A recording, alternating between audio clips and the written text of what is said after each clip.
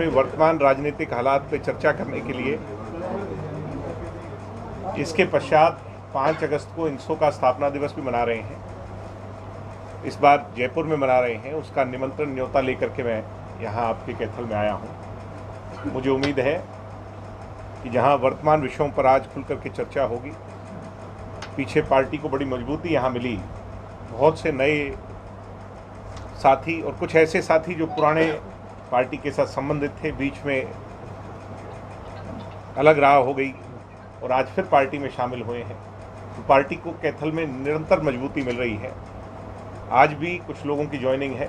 मुझे उम्मीद है कि आने वाले समय में पार्टी हिमालय जैसी ऊंचाई जो है, उड़ान जो है, वो इस ज़िले में जैसा पहले हुआ करती वैसे और मजबूती से हम उभरेंगे और आने वाले समय की तैयारी भी कर पाएंगे। कैथल के स्थापना दिवस ने हमारी नींव को और मजबूत किया था और वो ऐतिहासिक पल था, ऐतिहासिक क्षण था। हजारों लाखों की संख्या में युवा उस दिन यहाँ एकत्रित हुए थे।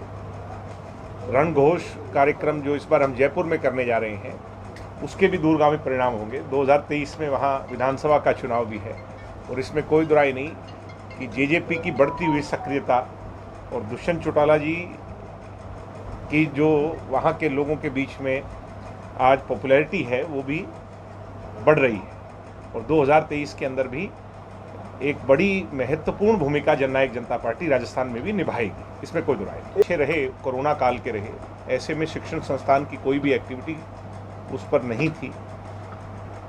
ना हमारे एक्टिविस्ट यूनिवर्सिटीज़ में जा पाए, कॉलेजेस में जा पाए।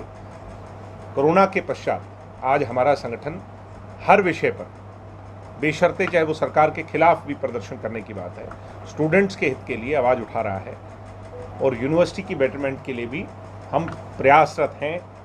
और मुझे उम्मीद है इंसो कभी भी, चाहे सत्ता में रहे पार्टी या ना रहे, वो छात्रों के हित, युवाओं के हित की आवाज़ को दबने नहीं देगा, उसको कमज़ोर नहीं होगा। छात्र संघ चुनाव हुए ही नहीं, यूनिवर्सिटियाँ खुली नहीं, ऐसे में पहली बार चुनाव इस वर्ष होंगे, ऐसी मुझे पूरी उम्मीद है। और इसके लिए मैंने उप मुख्यमंत्री जी से भी बातचीत की और मुख्यमंत्री जी से भी समय लेके बातचीत करेंगे कि उसके जो सारा का सारा गाइडलाइंस हैं वो स्टूडेंट्स के बीच में आ जाएं, नोटिफिकेशन आ जाए और डायरेक्ट इलेक्शन हो, इनडायरेक्ट इलेक्शन ना हो, ऐसी हमारी सोच है। हरियाणा प्रदेश के कमेरे वर्ग को मजबूत करना, अब जैसे दुष्यंत जी हिसार के एयरपोर्ट के लिए बहुत प्रयासरत हैं, ऐसे ही खरखोदा के अंदर जो प्लांट है मारुति का, उससे हज़ारों लोगों को रोज़गार मिलने का एक नया रास्ता खुला है। जैपनीज़ बैटरी कंपनी सोना में आई है।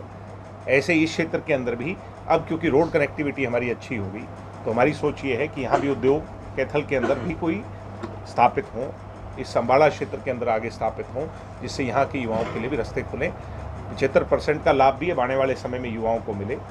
ऐसे ही बुज़ुर्गों का सम्मान बढ़े, सम्मान रूपी जो पेंशन है, जिसको आज 2500 हरियाणा में है, उसको हमारा लक्ष्य है कि इस वर्ष भी बढ़े और अगले 2 वर्षों में हम उसको हमारे 5100 के वादे तक ले करके जाएं।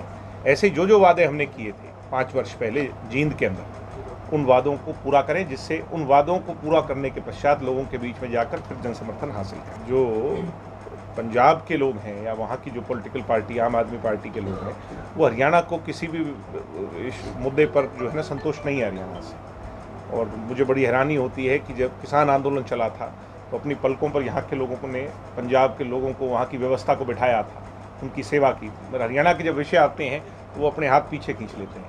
ये बड़ी अजीब सी बात है जब पंजाब के विषय में हम चर्चा करते हैं। ऐसा नहीं होना चाहिए। पंजाब को अगर हम उस नज़र से देखते हैं तो उन्हें भी हमें उतना स्नेह देना चाहिए, मान देना चाहिए।